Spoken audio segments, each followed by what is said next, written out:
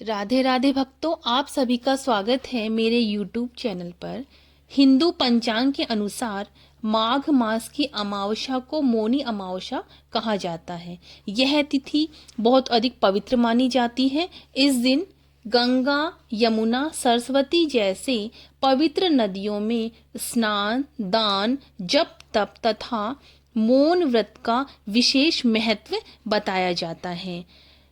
आज हम मौनी अमावस्या की कथा का श्रवण करेंगे। मौनी अमावस्या जो होती है वह आती है माघ मास में। मौनी शब्द का अर्थ है मौन धारण करने वाला।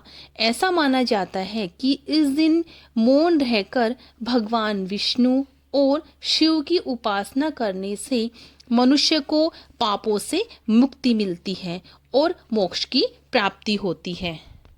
मौनी अमावस्या की पौराणिक कथा इस प्रकार है। प्राचीन समय की बात है। अयोध्या के निकट एक धर्मपरायण राजा हरिश्चंद्र राज्य करते थे। वे सत्य, धर्म और दान के लिए प्रसिद्ध थे। उनके राज्य में प्रजा सुखी थी, परंतु राजा को एक बात का सदैव दुख रहता था। राजा अत्यंत वाचाल थे, अर्थात वे अधिक बोलते थे। क्रोध, निर्णय और वचन सब कुछ वाणी के द्वारा ही होता था। एक दिन राजा के राज्य में महर्षि दुर्वासा का आगमन हुआ। राजा ने उनका भव्य स्वागत किया। भोजन के बाद महर्षि ने राजा से कहा, राजन, तुम सत्यवादी हो, परंतु वाणी पर संयम नहीं है। वाणी ही बंधन का कारण बनती है। राजा को यह बात बहुत अधिक चुभी, पर वे मौन रहे।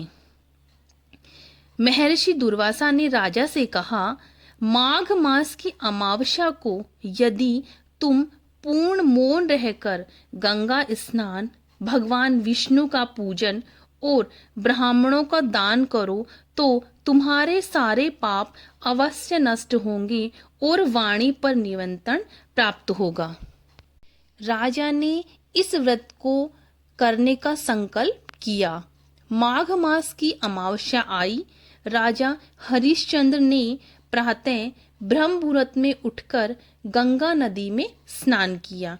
स्नान के पश्चात उन्होंने संकल्प किया कि आज मैं सूर्यास्त तक पूर्ण मौन रहूंगा। राजा ने दिन भर किसी से कोई बात नहीं की, न आदेश, न क्रोध, न कोई प्रश्न, केवल भगवान विष्णु का ध्यान किया। उन्होंने अन्न, वस्त्र, स्वर्ण और गाय का दान किया, ब्राह्मणों को भोजन करवाया और गरीबों की सहायता की। राजा के मौन रहने के दौरान इंद्रदेव ने उनकी परीक्षा ली और अनेक विघ्न उत्पन्न किए। उनके महल में आग लगाने की अफवाहें फैलाई जाने लगी। शत्रु के आक्रमण का समाचार आया। रानी को मूर्छा आने का नाटक किया गया, परंतु राजा ने मौन नहीं तोड़ा। उन्होंने ईश्वर पर विश्वास रखा। सूर्यास्त होते ही राजा ने मौन तोड़ा। तभी आकाश से पुष्प वर्षा हुई और भगवान विष्णु स्वयं प्रकट हुए। भगवान विष्णु ने कहा, राजन, तुमने मौन व्रत का पालन कर सिद्धि प्राप्त की है।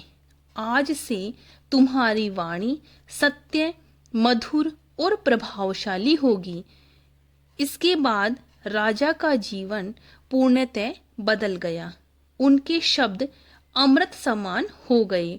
उनका राज्य और अधिक समृद्ध हुआ। ऐसा माना जाता है कि इस दिन मनु महाराज का जन्म हुआ था, इसीलिए इसे मौनी अमावस्या कहा जाता है। मनु ने मौन और तपस्या के बल पर मानव जाति का मार्गदर्शन किया था। भक्तों, ये थी मौनी अमावस्या की कथा। मौनी अमावस्या केवल एक व्रत नहीं है, बल्कि आत्म संयम का पर्व है।